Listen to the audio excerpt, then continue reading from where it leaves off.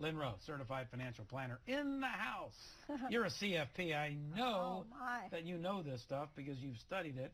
Do you agree with me on all this? Oh, it's absolutely true. I thought it was a very logical conclusion that you came to, that money flows out of the interest rate vehicles into the market as the interest rates go down, and it forces the market to perform. There's no way but up. But what's interesting is the journalists, the financial pundits, the bloggers, they get a lot of stuff right, but they also get a lot of stuff wrong. Yeah. You and I last week talked about an article that said most Americans don't need to buy long-term care insurance. Yes. And when you dissected the article and you actually read between the lines, it was because most of the people they were talking about were financially indigent and the government was going to take care of them anyway. Right. But the people that are listening and watching this show more than likely have more than 2 cents in their wallet. Exactly. And the middle class, as always, the working folks are the ones who end up with the issues because they're in between. They're not fabulously wealthy, and they can't be an insurance company, and they're not poor, and the government won't help them. So now it's on them to figure out what to do. It's exceptionally important. How screwed over has the middle class gotten over the last decade or so? Wages have gone down, down, down. And, you know, usually, and the Fed is baffled by this. Yes. I'm not baffled by it, but the Fed seems to be. We have no inflation. With all this stimulus, they're saying, wait a minute, we're supposed to, it's right around the corner. I got news for you, it's not right around the corner. And the reason it's not right around the corner is because even though the unemployment rate has come down, take a look at the wages. Wages are not going up, and you can't have inflation.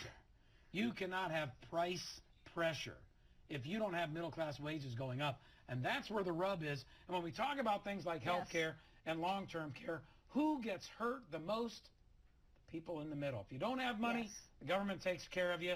You got all these Obamacare subsidies and all this stuff. If you're dirt poor, I get that. God bless you if you can qualify for the subsidy.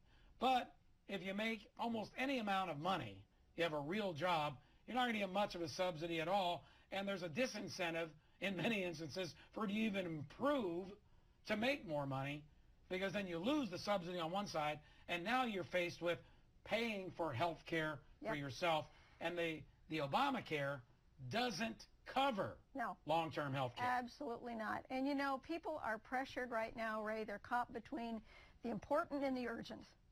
And they're opting for the urgent, and the urgent meaning day-to-day living expenses to support the family, to put food on the table, to pay for the rent and all that sort of thing. They're caught in the middle of that. But the important is still there, and the important comes later when there's a health problem. And at that point, it becomes the urgent, and it's not covered.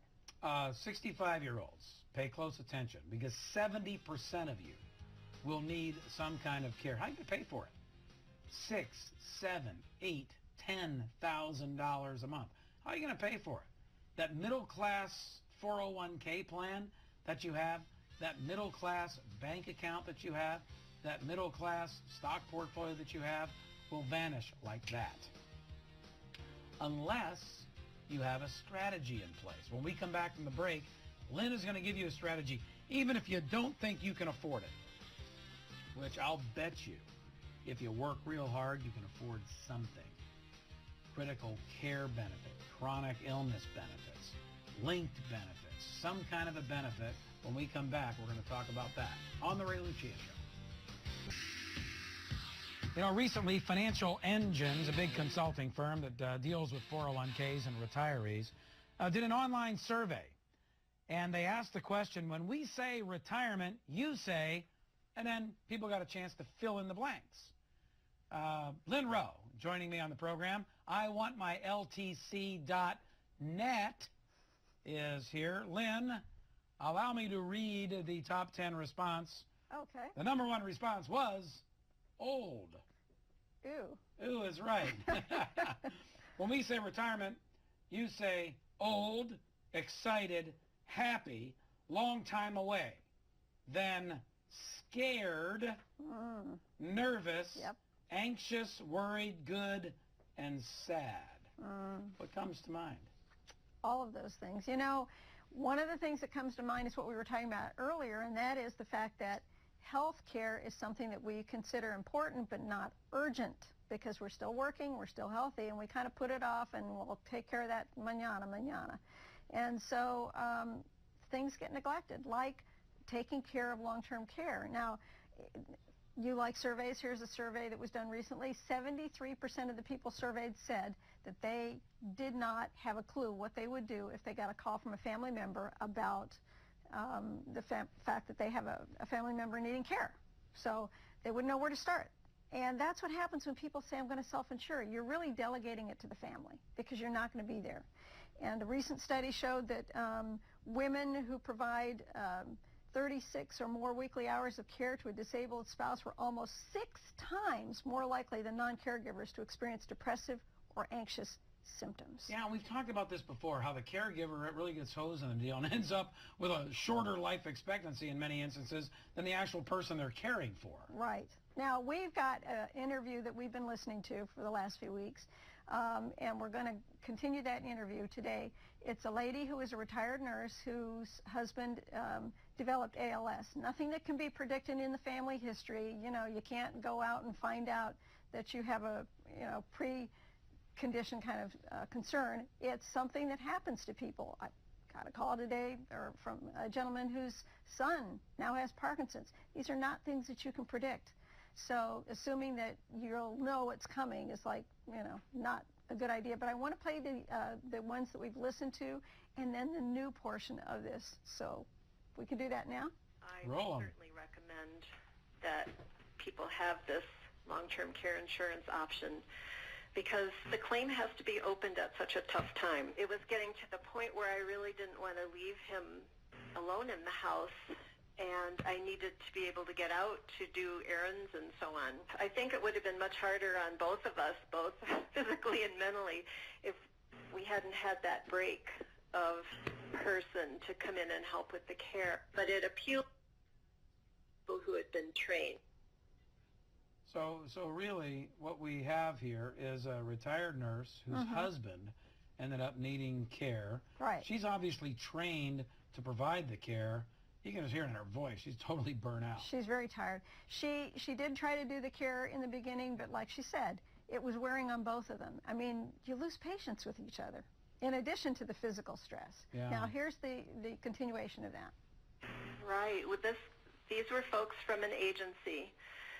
When it came time to open the claim, the insurance company sent out a nurse who assessed his physical abilities and his needs, and she recommended a level of care that the insurance company would pay for and some durable medical equipment that us continue care at home.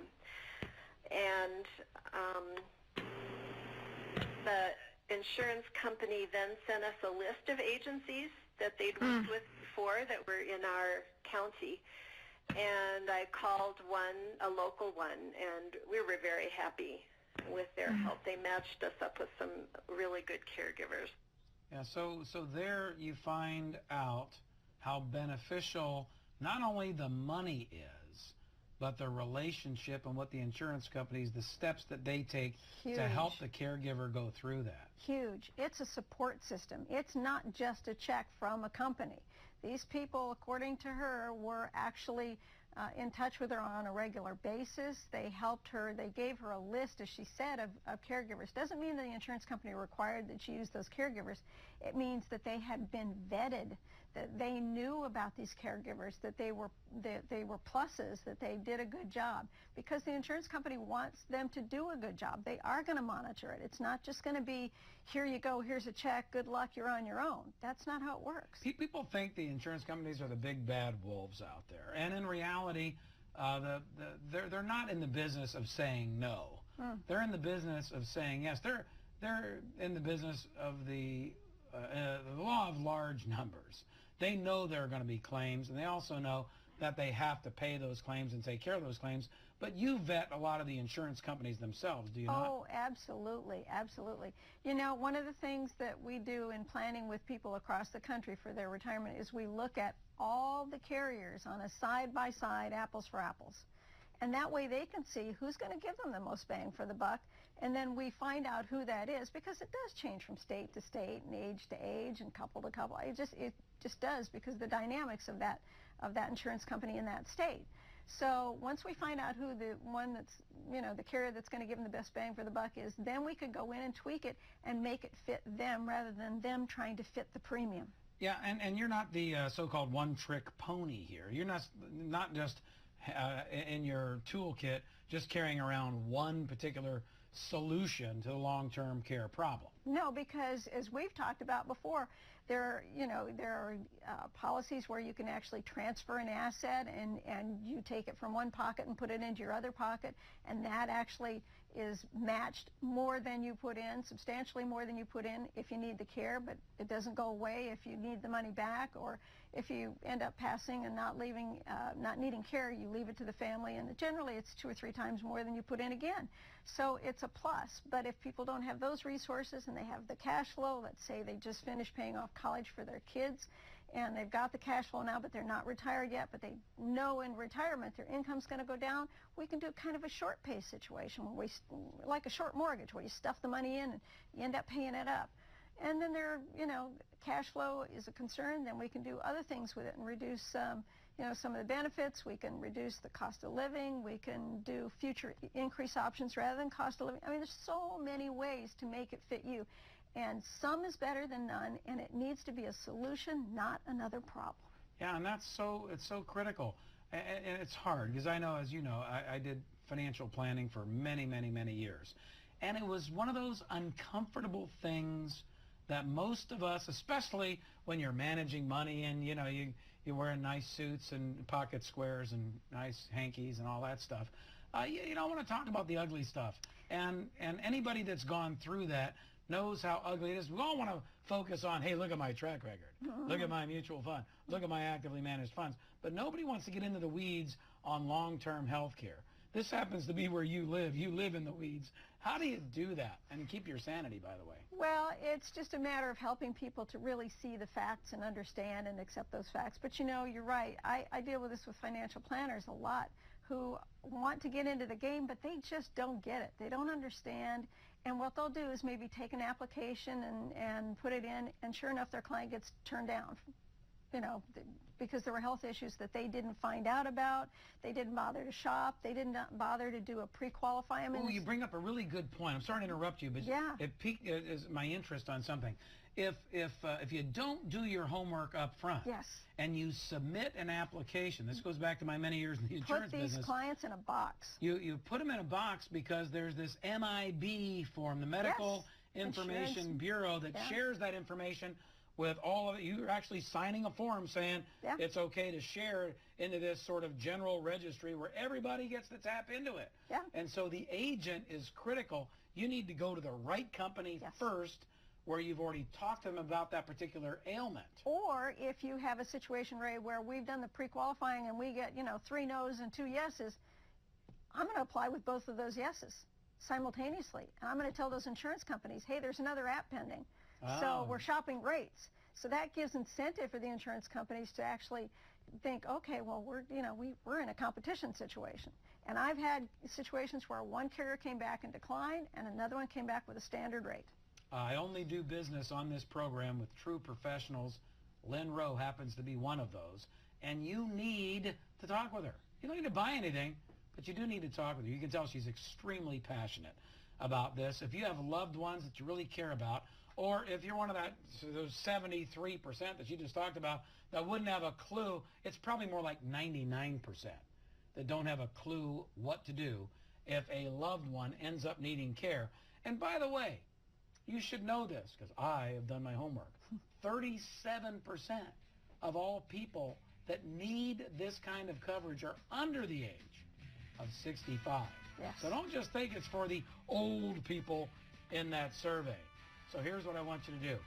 Go to Lynn Rowe's website, iwantmyltc.net. iwantmyltc.net. Or simply call her at 877-270-3127. 877-270-3127. Thank you, Lynn. Thanks.